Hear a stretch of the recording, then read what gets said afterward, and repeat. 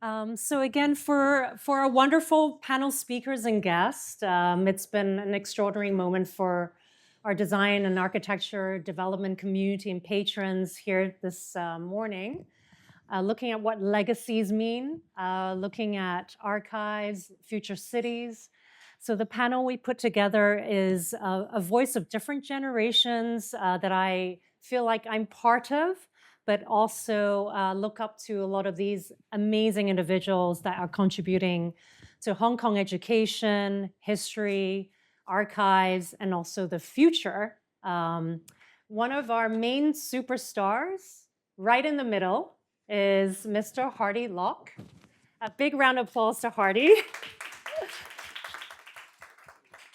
Hardy is the managing director of John Locke and Partners, and also his amazing role as chairperson for the Society Protection of the Harbour.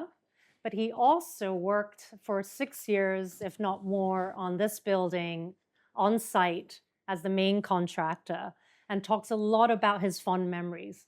So before we start, I just want to say thank you, Hardy, because in our exhibition, we have beautiful slides from your collection. He was so excited to be introduced, and vice versa. Peter Bazmajan, are you here, Peter? Big thank you to Peter. I was analyzing this photograph from Foster's book on every single portrait, face, and names of architects that have contributed to this building. And Peter was in this photo with many others and said, I must meet Hardy. And because it's been so intense in the last 3 months, building up the Foundation's exhibition, our charity fundraiser, hosting our Basel friends in town, also having conversations. What was a major resource was his collection of one of the first Vision magazines that was opened in 1983, documenting histories, oral histories, and interviews. And alongside the generosity of Hardy, showing me the first hand signature of his own with many engineers who opened this building. So thank you. Thank you. So thank you again. I'm on high adrenaline.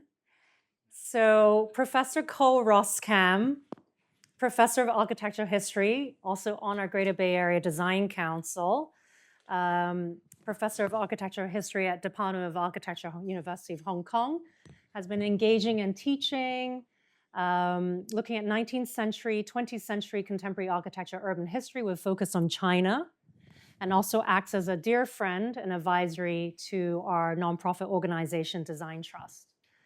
He has written a beautiful essay in our catalog called On the Move, as a response to our research question on what is central, who made Central happen, and what are the hidden stories about the role of Hong Kong today. So kicking off, Cole, if you don't mind, to put you on the spot, to share, you've been looking at a lot of the materials. I've been to our walking urban tours, Eric Chen and I and yourself and Nora did for visitors. We've been looking at the built environment, but also what is important is the educational resource at hand. So reflections on Foster's keynote dialogue, panel 1, and now over to you. Great.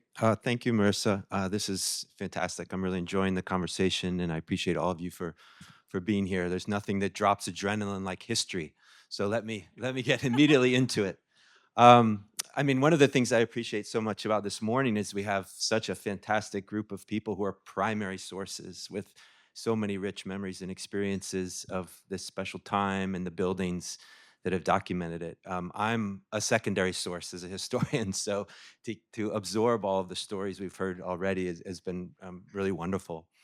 So the small piece I wrote for the exhibition is part of a larger project looking at the history of Hong Kong and trying to understand the city and the role of the built environment in relationship to themes like mobility, change, transformation, and uncertainty. And central is a fantastic palimpsest, if you will, a layering of spaces and buildings that, as the first panel spoke to, really captures, I think, this history of movement and mobility that crystallizes in the 1970s and the 1980s. Everything that was said earlier was provided rich context with regards to connectivity and to the there was a description of the throb and the energy and the intensity of Hong Kong today, and all of that can be traced back to this moment in the 1970s and the 80s where there's a lot of anxiety about Hong Kong in the buildup to the handover in 1997, which I don't think has been mentioned yet today, but that was certainly a topic of conversation with questions of what Hong Kong would become after 1997. And a project like HSBC or the Lippo Center just down the street by Paul Rudolph, the Bank of China, of course, by I.M. Pei. These are buildings that aided and enabled that transition. They were new architectural monuments that spoke to a changing era for Hong Kong. And I think that's really important to appreciating their legacy. Broader themes of mobility and movement certainly echo throughout each of the buildings and how they interact with each other and with the broader built environment. But a bit more context with regards to Central and Hong Kong more generally. The MTR opens in 1977. You have the first Cross Harbor Tunnel that opens in 1972. The first McDonald's opens in 1977. The first 7-Eleven in 1981. You could argue that there's no more space, there's no space that's more consequential to Hong Kong today or yesterday than 7-Eleven, right? But these are services and spaces that facilitate literal movement of people from different parts of Hong Kong into Central. The fact that HSBC, the Jardine House, designed by Palmer and Turner and James Kinoshita in 1972, and the Lippo Center, these provide office spaces and towers that didn't necessarily exist within the colony at that time. You've got hundreds of thousands of people and this incredibly rapid upward mobility towards a Hong Kong middle class, and the rise of Hong Kong as not just a light industrial center, but a financial center. And so all of those points in time, I think, are really vital to understanding the significance of this part of Hong Kong and the architecture that's contributing to it. More? Yes, I could please. speak. I mean, I am I'm writing a just book. about to have my coffee. I am writing a book, so buckle in. I think what was also mentioned about ideas of conservation and heritage and environmental consciousness are completely accurate and important and illuminating. Just to kind of reinforce some of that is, let's not forget the Kowloon Canton Railway Station, which was torn down in the late 1970s. The issues with regards to the Hong Kong Club, that was a colonial era building that was considered obsolete, but there was still fondness and an attachment to that building. And conversations begin to emerge in the 70s around, given the impending handover, what is Hong Kong's identity? What is its architectural identity? And what are the buildings that we want to preserve and maintain with that question of identity in mind? And so the fact that one of the things that makes this building unique, and I think was really critical to it being selected for the competition, was the fact that the structural, the innovative structural system worked for both an option in which the old bank would be demolished, but also the option where the old bank would be retained. This building works in both of those scenarios, in contrast to some of the other competitors. And so this sensitivity and this awareness of heritage, conservation, the value of history is certainly something that's, I think, threading through this important moment as well. And you also talk a lot about how this building at the time supported the office culture of Hong Kong, of course, building the brand and identity, but the confidence of the office individual or a collective. Can you talk a little bit about that in your future book that you're going to be publishing? Well, I think this is true for both this building and also the Lippo Center, but both Lord Foster and Paul Rudolph were attentive to the people who would be working within these buildings. And we take services for granted, the air conditioning systems that we feel but we don't see. If you go back through the drawings, perhaps some of which were produced by David, you see an attention to ergonomics how people are going to work within the space for 8 hours. Will they feel comfortable? Will they be able to get up and engage with each other? What's the design of the desk space, the chairs? Computers are just beginning to emerge. So what's the effect of that on posture? That the sensitivity to how people were actually going to work within these spaces on a daily basis was really important to the overall design schemes. And Paul Rudolph, too, was very attentive to the view. One of the unique and distinctive qualities of that building is, of course, its form. That was not just an aesthetic, but it was about creating multiple perspectives upon the city so that office workers would have a sense of novelty on a day-to-day basis when they came into work. So that's, I think, really important to the legacy of both buildings, this interest in the interior, making the interior comfortable, making it convenient, making it efficient. And I think that's that efficiency also, which at that time was a way to connect and the economic power and the growth of Hong Kong in that future. So we have Florence here, an architect from Combe Patterson Fox, been working very closely with Hong Kong Land on the first pedestrian bridges. And we've invited her to also reflect on not just the practice itself, but also Hong Kong as someone from Hong Kong and also studied abroad. So we have in the back of the slides, thanks to Kitty, I'm not sure if she is still here. Oh, there she is. The head of corporate archives at Hong Kong Land, who have been very lucky to allow me to sit with her to look through a lot of these old drawings, the pedestrian network, looking at the history of Hong Kong development, and also now with the architects here to share on that history and that moment behind you. Yeah. So thanks, Florence. Yeah. Thank you, Marisa.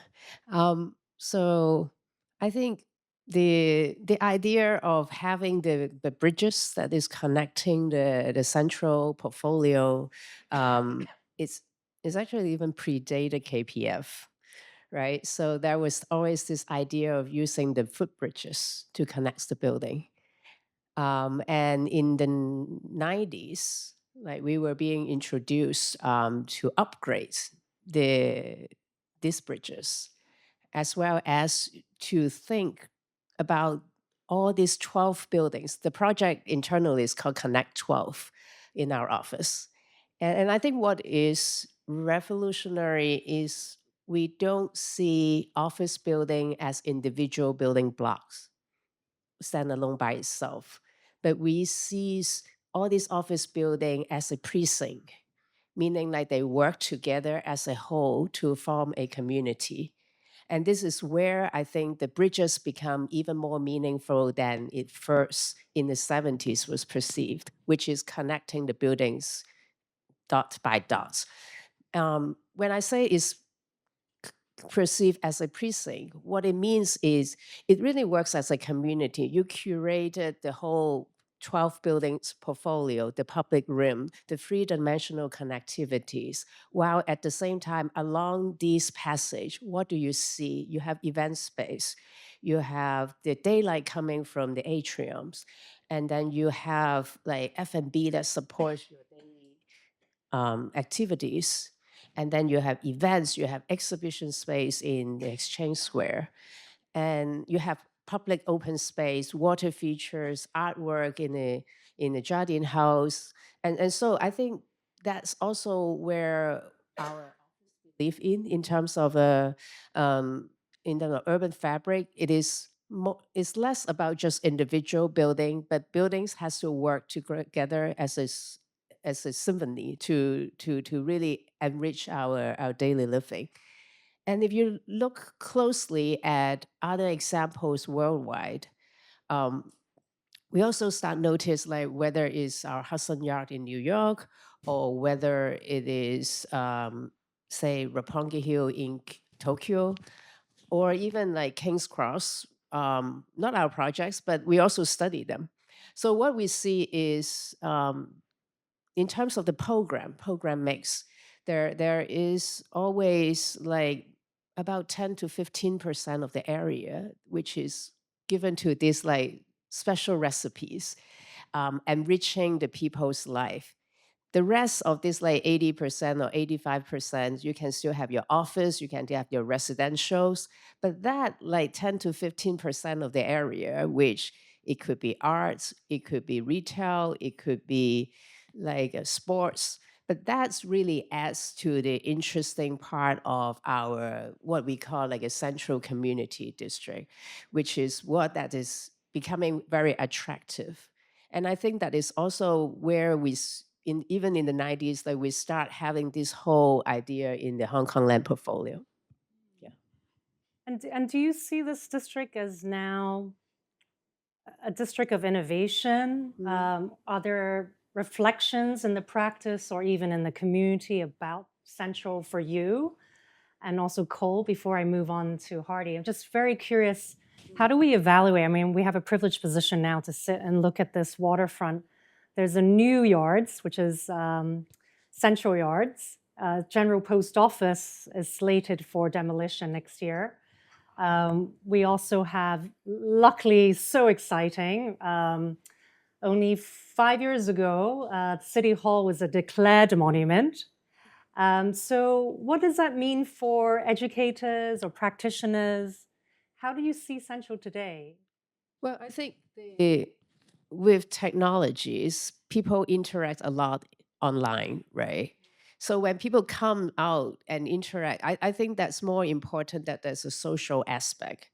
Meaning like if you go back to the psychology of whether this place is attractive to you, whether you feel inspired, whether you have the program that inspire the people.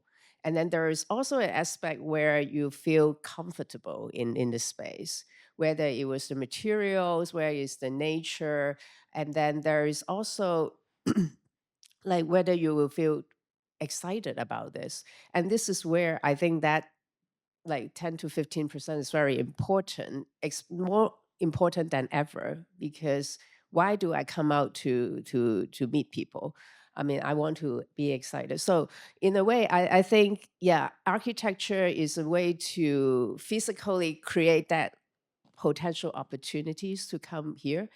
And then the content is the one that is needed to curate and make it continue to happen. Yeah. Paul, would you like to? Yeah, I mean, I think Central will continue to be an important hub for different people, different times of the year and the day. That's one of the things that makes it so unique, and I think things like Central Yards will certainly contribute to that. The public space and the promenade, of course, that connects over to Tamar and Rocco's building. I think all of that will continue to draw people in, and of course, the legacy of the current architecture will continue. I think this is still a site that people come to be inspired by, to engage with the city, and to experience something that produces an atmosphere that doesn't necessarily exist in other parts of Hong Kong, and certainly not the world. So yeah, great. Maybe we go back in time again. So Hardy, hi, Hardy. Yes, I'm here. Hardy said he would not do a presentation. Happy to have a conversation. So to enliven this conversation, I did want you to bring us back to that moment with your hard hat, or when this building was being constructed, you were in an office next door, working endless nights, and in the dynamics of Wimpy Lock joint venture as the appointed management contractor, working extremely hard to meet all the deadlines. Could you paint that exciting time, especially with your treasure trove in your office of materials, but also your love and your fondness for what this beautiful HSBC building, fourth generation, meant to you personally, professionally, and also to your late father and all the business practices decades past and onwards you have generated with this kind of symbol of this building to you. So could be personal, but please feel free to share. All right. Ladies and gentlemen, I really don't have a great deal to share because it's 45 years ago, and it's kind of fade away already.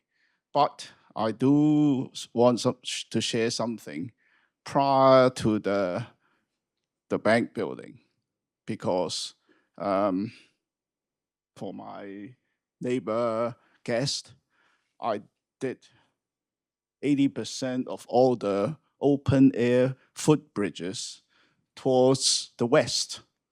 So in connecting the central to the western district, the footbridges was most important.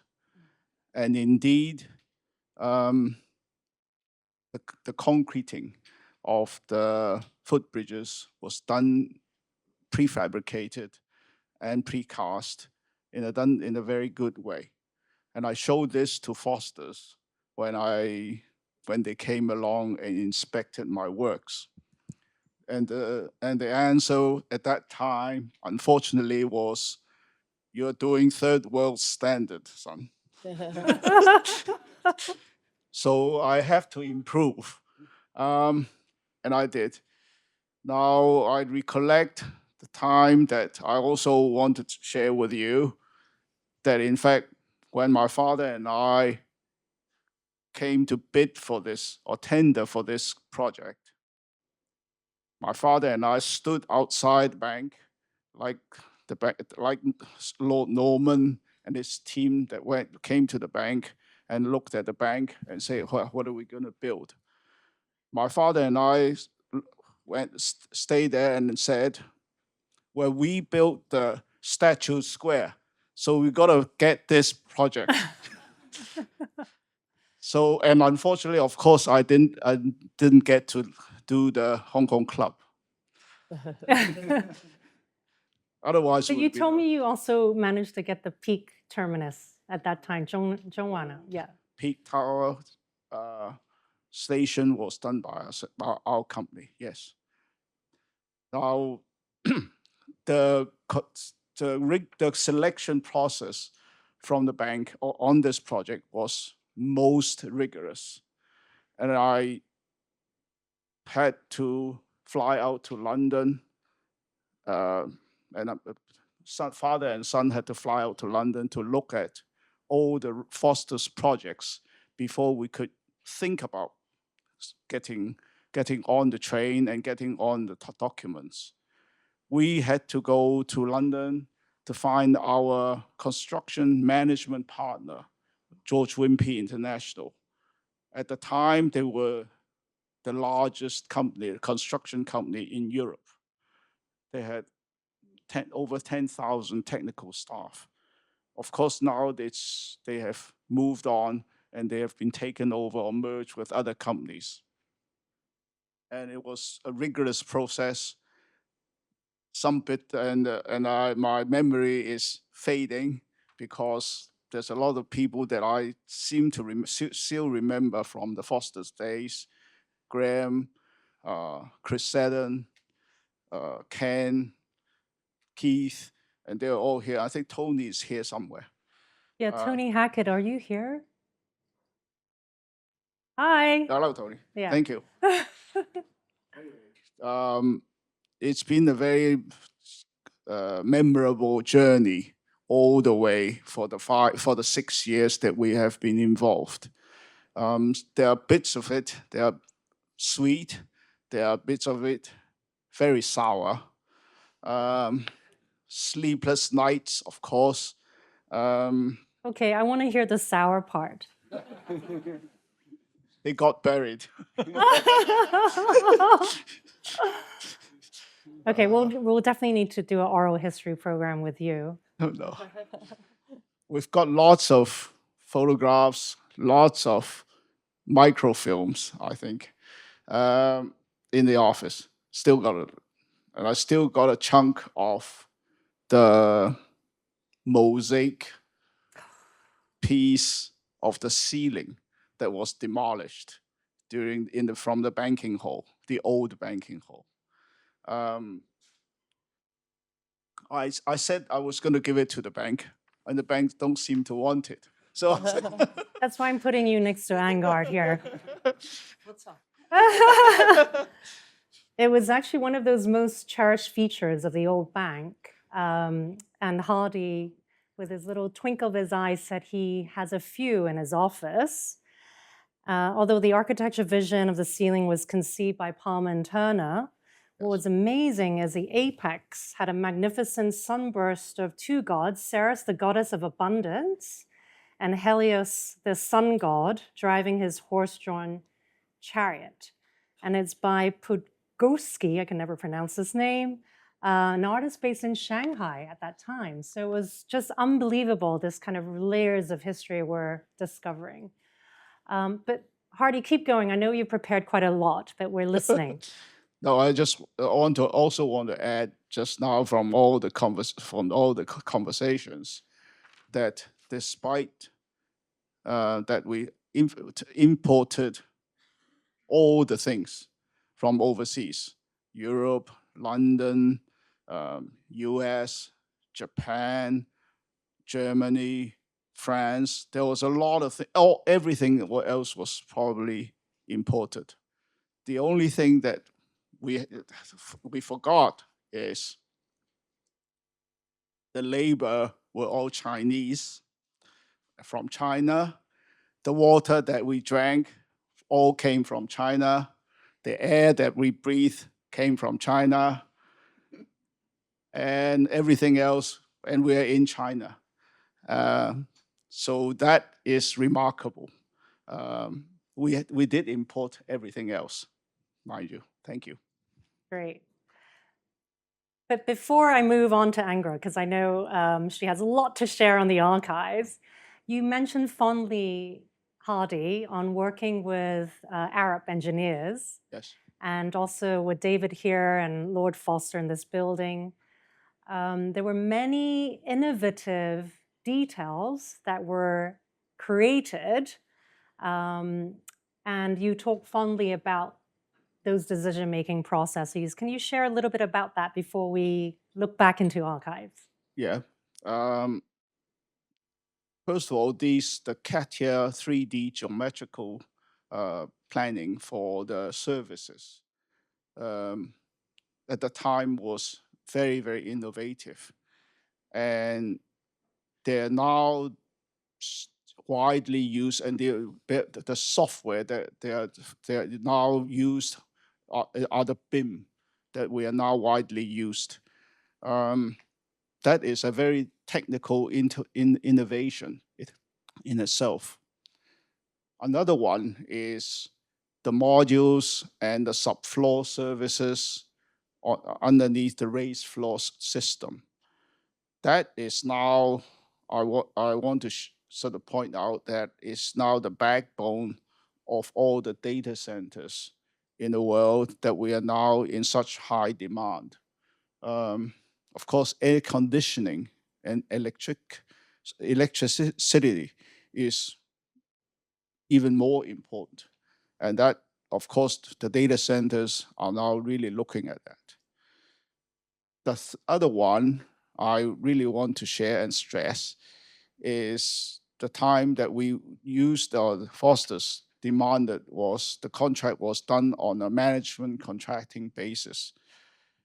Actually, that now spearheaded the development of early procurement or early contracting involvement, which has also led to the development of the new NEC contracts being done.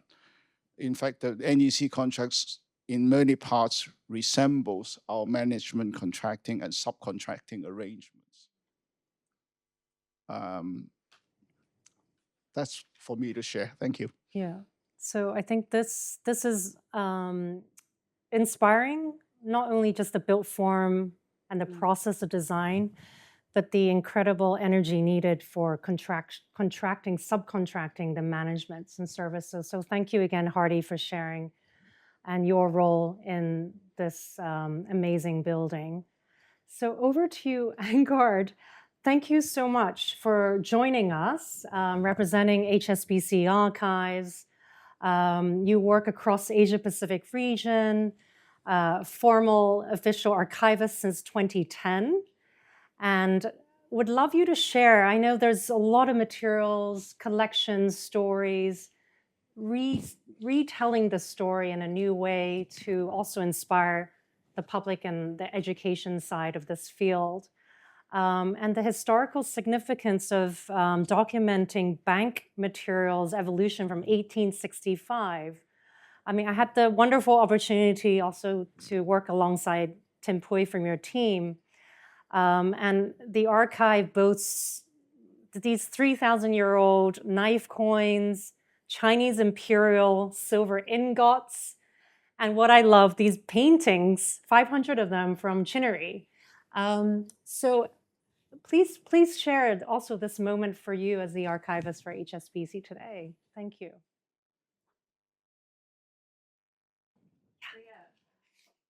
So yeah, it's wonderful to have opportunities like this where people really rediscover the archive and see the value in the archive. But the truth is, the archive is always there. We're here even when the building's not turning 40. And I think it's really important to also see this building within the archive's eyes, to see it within the context. So we talk about the building as being innovative, breaking down barriers, providing these public spaces. But I see that mirrored through the history of this space. So in 1864, this was our first rental property. In 1865, we opened our doors here. And in 1866, we bought it. This was our first purchase. 3 massive milestones in 3 years. And this address became hugely important to us. Our address is number 1 Queen's Road Central because DeVoe Road didn't exist yet. That was the only address that existed. And so this building is the 4th building on this site, the 4th building HSBC has inhabited, and the 3rd building that we commissioned. And this is part of a legacy of buildings that were all in their own way unique and innovative and forward-looking and technological. So the first one was completed in 1886. It was the single largest ever commercial project ever done in Hong Kong. It was considered far too large for the time, but it was hugely modern. It had lifts, it had gas lighting, it had hot and cold running water, which was important because a lot of the staff lived in the building, so they were pleased with that. That building was then replaced in 1935 by what is really foreshadowed this building in a way. It was this huge undertaking where they also brought in so many different new and innovative building techniques. They brought in new and innovative materials. It's the first high tensile steel building outside really of the skyscrapers of New York, outside of North America. They brought in, air conditioning. It was the first fully air conditioned building in Hong Kong. And all of these different elements meant that actually we had to subcontract out in those days as well. Palmer and Turner were the architects. They designed the building, but due to the complexity of that site, they actually needed to look at a new way in which that whole building project was going to be managed. So while this building seemed revolutionary in that way, we'd done it. We'd done it in the 30s. So all of this sits within the context of this building being part of that legacy of having the right building for us in what is our forever home, since 1864, ensuring that it lives up to the needs of what our customers expect from us. So I think that the archives provide that side of things. And while it is wonderful in these times to look back and use the archives as sort of a nostalgia, I think it's essential for me, because someone's given me a microphone to say this out loud, that the archives aren't a backward-looking place. We are fundamentally forward-looking. What we save in the archives is for the future. It's not for the past. We don't revel in nostalgia there. We do sometimes. We love it. But that's not our purpose. Our purpose is to support the business of the bank. Our purpose is to make sure that we're ready for the future and that what we do today is available to people of the future. Every single archive is a record, but not all records become archives. right? There's a process of selection, and that process of selection involves identifying what is going to have value in the future. We cannot keep everything. So we're looking for what is going to have the most value to people moving forward, to the business, to the people of Hong Kong, to the community at large. So I'd say from our perspective, the archive started here in Hong Kong in the 1960s. We've been moving and growing and shaking since then. I think it's really apt. There was a lot of changes in the 70s. We see Jardines donate their archive to Cambridge. We see Swire donate their archive to SOAS. Both of them happened in the 70s. But HSBC decided to keep theirs at that time. We kept it and grew it. And it has stayed with the business, with the bank, and it has moved several times. But it has always been this kind of central resource, and how it's been used has changed over time. But fundamentally, it is a resource that is available to the public. We are a research archive. Our job is to support the business of the bank, and through that, part of that is making those materials available to the public. So we, take in researchers as one thing. You can come in and look at the physical stuff, which a few people have done. Cole, Marisa, I recognize your names. But also the other side of it is digital, moving that forward. We have a website now. We're digitizing things to make them available online. We do it carefully. We do it to scale, because ultimately a well-built archive is kind of like a well-built building. You have to have a fantastic foundation. You have to have really good wayfinding, which for us is about cataloging and metadata, not just in terms of finding the right things, but in terms of being able to preserve it. And you have to make it fit for people. It has to be usable, because that's what an archive is about. It's about access. If it isn't accessible to people, there's no point in me keeping it. Yeah. Certainly no point in me spending loads of time cataloging it. So I think we're always looking and changing at how we can be available to people. And sometimes those programs come to the front and they sink, but it's something that we're hugely passionate about. It's really exciting. I'm also interested in the radicality of archives. So Design Trust is partnering with V&A East Storehouse on a new fellowship. And it's been a few years in the making, where individuals, public, can order their own objects from the 350,000 artifacts delivered. You wear your gloves and you get to hold them. So that kind of tangibility of learning through touching and crafting is just fantastic. So also see this building as a living archive in itself. But questions I would have then from, Foster has been building the Foster Foundation. So it looks also at the importance of archives, but how that archive also shapes the future of the city. And so I've invited Bryant Liu. I also feel him and Eric also represents our future with Florence as working educators, professor, leading architects of this generation. And with Bryant's role in Hong Kong, also his father, Ronald Liu Partners, he's their vice chairman. Actually, there's so much about this 50-year mark, 1976. KPF, 1976.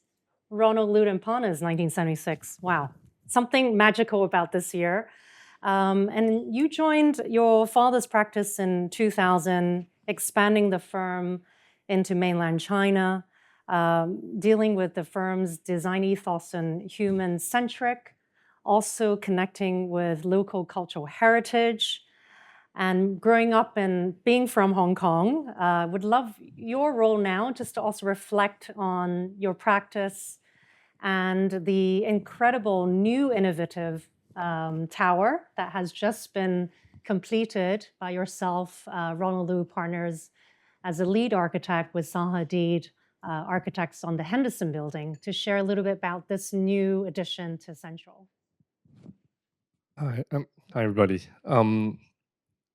I think I want to take the aspects, let's just say the Henderson has of course, there's a lot of footbridge connection underneath the building, and that's integral part of what's required. But I think there's always been, I think what's interesting with the Henderson, I think very similarly with the HSBC building, any iconic building without a public engagement domain, it sort of cuts it out of the cities and the community fabric.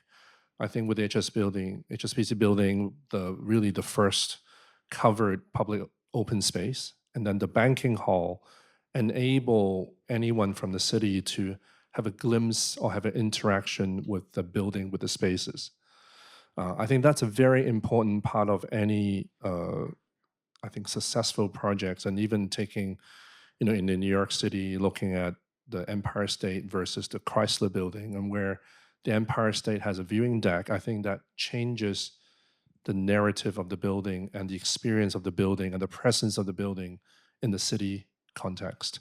The Henderson, the client was very brave to create a ballroom, a beautiful all-glass ballroom on the top floor.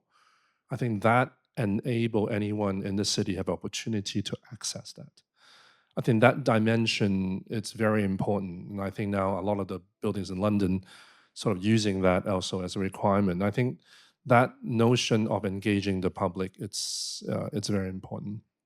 And this whole footbridge of network, I think, born out of Hong Kong Land's sort of access to that whole portfolio, or creating a precinct, and that have subsequently big impact, I think, on a lot of developments. And even right now, we are working with Foster on the Hysan 8 building and with Lee Garden. And part of that project enabled us to actually working with Hysan to create a bunch of footbridge that connects their entire precinct, which is well underway. So I think this DNA of having connectivity, creating a community, curation of the art, community projects, it's very essential part of Hong Kong. And I think most those who live here have benefited and realized it almost seems second nature. But then when I went to the Hudson Yard in New York, I was totally disappointed because none of that footbridge existed. And you got to understand how cold it is in New York. And I just don't get it. Why that simple connectivity when you own the entire site and they don't put that in?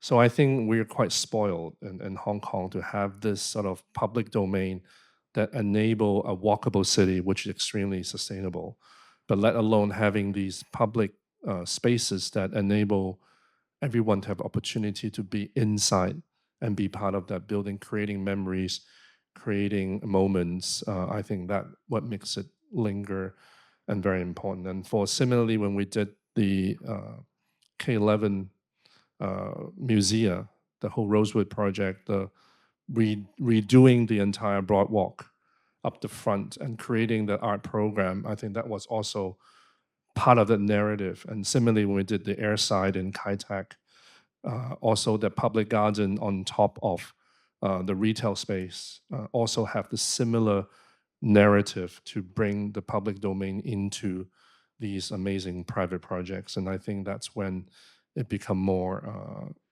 sort of being part of the city fabric rather than an island that nobody can get in unless you work there or live there.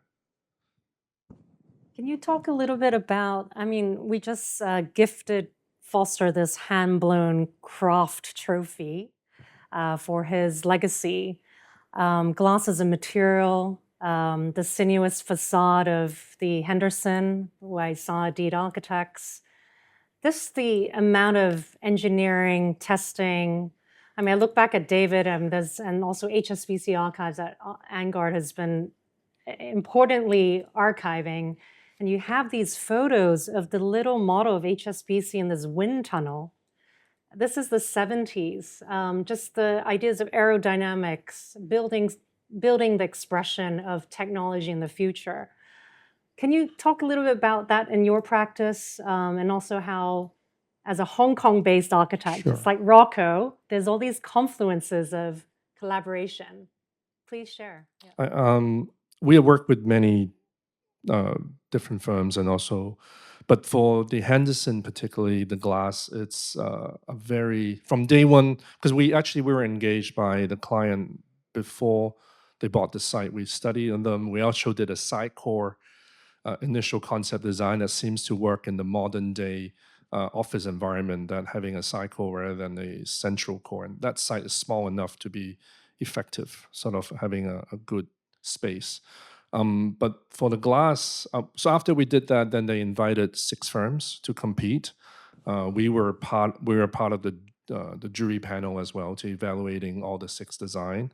The client ended up picking Zahad's design, and one of the earliest comment we made was the glass going to be super expensive and extremely challenging.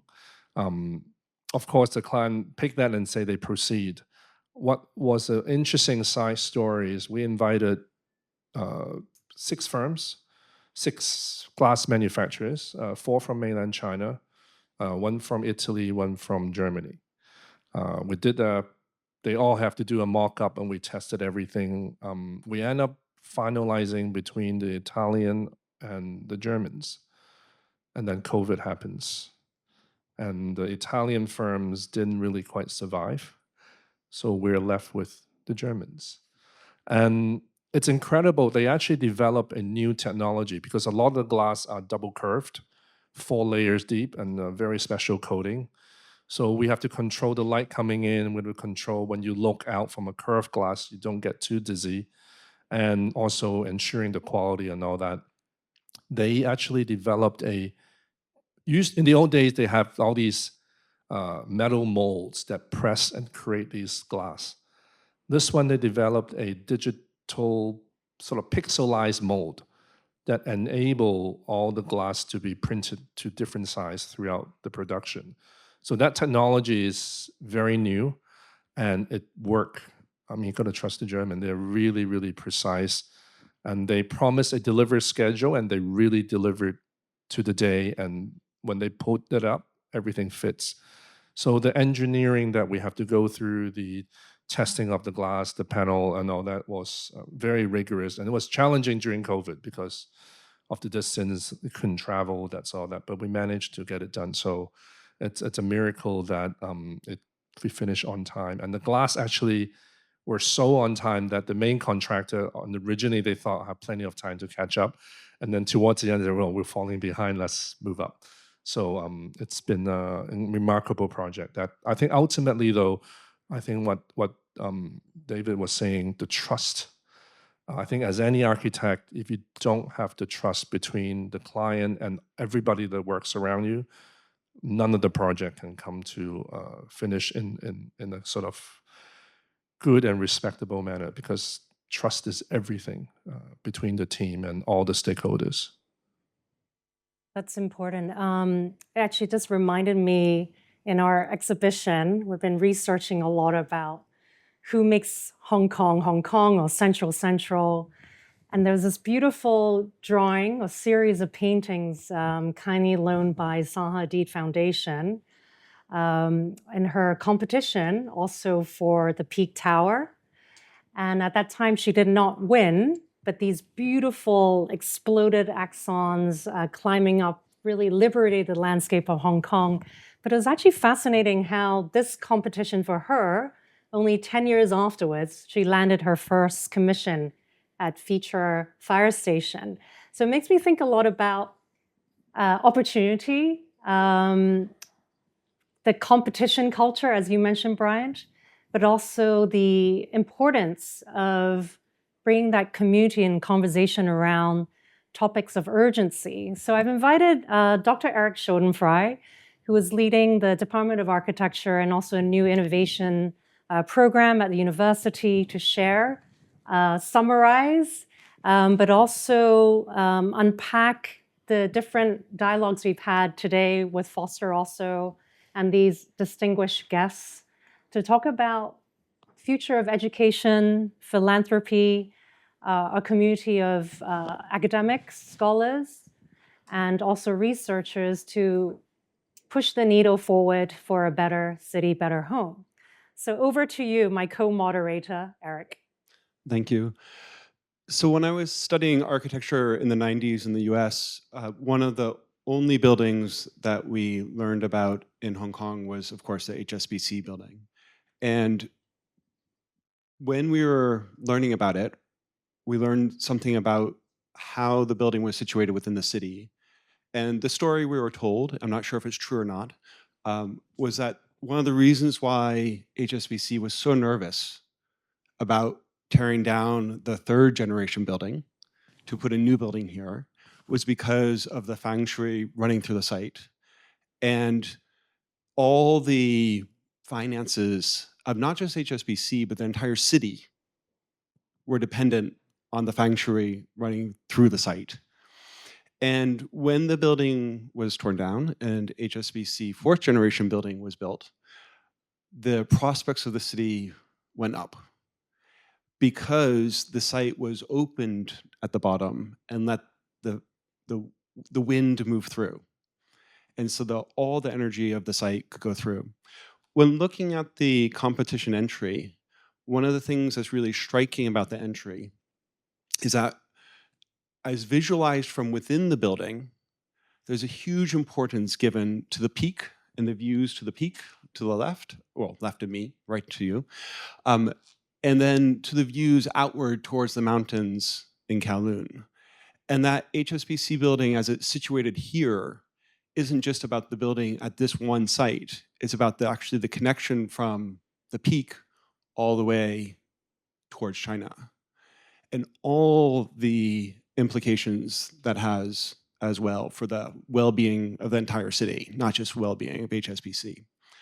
When I look at the wind tunnel studies that Marisa mentioned as well for the building, it was also thinking about how that plays an important role. And one of the invisible things that happens at this particular site that's very rare in the entire city is that it's actually a wind corridor for the city. It's an essential lungs of all this entire part of the island.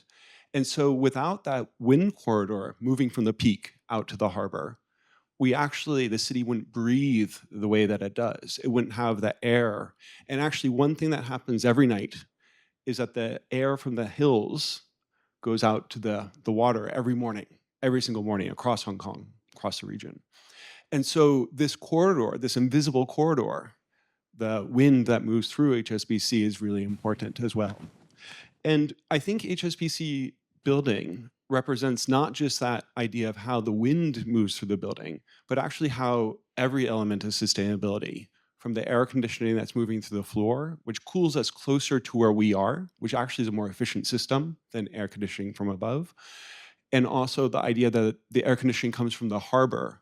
And so it's a much more sustainable way, a much more sustainable approach of making us cooler rather than just heating the air around the building and bringing the cool air in.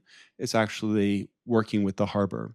And one of the first times I met Hardy was in a very different context. We were talking about the harbor, and as the commissioner of the harbor, and looking at the protection of the harbor,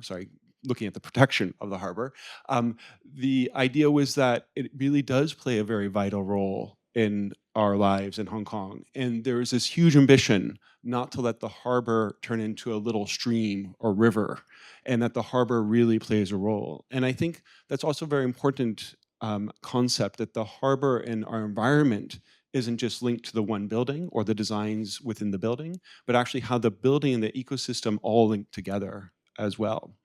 And so I think this building plays a really important part in a landmark way of looking at a skyscraper as an ecological system. So it's not a skyscraper as something that absorbs the energy, because they do, after all. Cities and skyscrapers absorb a lot of energy, but actually something that's integrated back into the larger ecosystem in a positive way and pulling from that ecosystem. And I think Rocco's building for Ledgeco also does that. It brings the air through the buildings. It brings the energy of the city through the buildings as well. It puts a public park also and integrates it with our civil spaces or civic spaces within the city. So it's really that integration of the city, the building, nature, and the people that becomes so important. One thing I would definitely remark about the competition is that just looking at all the images in the book, from the inside, every sketch of the inside has a plant in it as well, and greenery, something I'm somehow looking for now. I think we need to increase the greening ratio. I think we need to increase the greening ratio. building, because what you notice about the competition is two things. Almost every sketch of the exterior has planting on the outside, almost every single sketch. And almost every sketch of the interior has plants. What preserves, though, is that there's always this perspective to the peak and always this perspective to the harbor. And that's that linkage with the environment and not the separation from the environment, which makes the building so important as well. It's also all those innovations that they have the natural lighting coming through and the control of that lighting coming into the atrium space, so that it isn't just the artificial systems, but making sure we actually have all these natural systems. So although we're looking back, I think we should use this as an example to push forward. I still think that the buildings that we build today can always do far more. And the buildings that we can do today can look back not just at the built building, but actually at the competition, at the archives, to know what are the things we could even still improve upon within this exact building, and how we can actually return to some of these ideas that I think are pretty much eternal ideas that all future buildings should have as well. Thank you. Hardy, do you want to share as the most senior member of this panel for now? I would love to have this symposium go on and on. There's lots to do for Hong Kong. But if you have a burning question, we might open it up for 2 questions from the floor. So please get ready from the audience. But over to you, Hardy, and maybe Bryant, Nicole, Florence, feel free to jump in the last few minutes, and we'll open 2 more questions and really celebrate this special moment. So, Hardy. Actually, I wrote this last night, and I don't want to get it wrong, so I'm going to read it from the paper I wrote. Looking beyond construction, I wish to turn to our great harbor outside. And I had the honor of serving as chairperson of the Society of Protection of the Harbor, together with Mr. Winston Chu, who is the founder, and several other colleagues. Although the society has since ceased operation after some 30 years, our efforts left a lasting legacy. We challenged reclamation proposals under the Harbor Ordinance, and our position was upheld by the Court of Final Appeal, which recognized Victoria Harbor as a unique community asset, part of Hong Kong's identity, inherited from past generations and entrusted to future ones. It must be protected, preserved, and conserved. Ladies and gentlemen, one of the main reasons behind the spectacular design of 1QRC was the sweeping view of Victoria Harbor. That view reminds us that this building is not just an icon of modern technology and architecture, and it is also a guardian of our city's heritage. Architecture at its best does more than shape skylines. It safeguards the spirit of the place.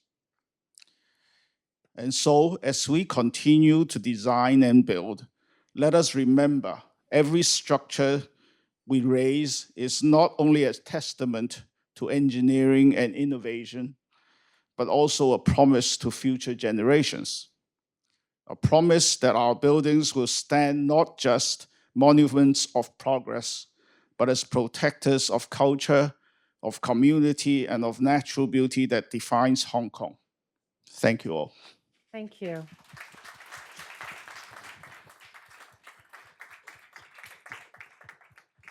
I think we can all agree that was the most perfect, conclusive statement. So I retract my openness, and I would like to officially say a massive gratitude to all of you. But I just want to say a huge thank you to all of you for coming this morning. Our patrons, our design grantees, our beneficiaries. We've worked also very hard as a foundation for the last 20 years to support about 668 beneficiaries, scholars, designers, architects. Our energy is here for Hong Kong and Greater Bay Area of Hong Kong and the region. I'm really humbled to have this amazing opportunity to host all of you in this beautiful tower. It's been a phenomenal 6.5 months to get to this point. And before we all get up, I do want to plug Design Trust's Art of Movement, exploring design, dynamics of city life, and promoting walking, discovery, and being inspired by Hong Kong's cityscape and topography.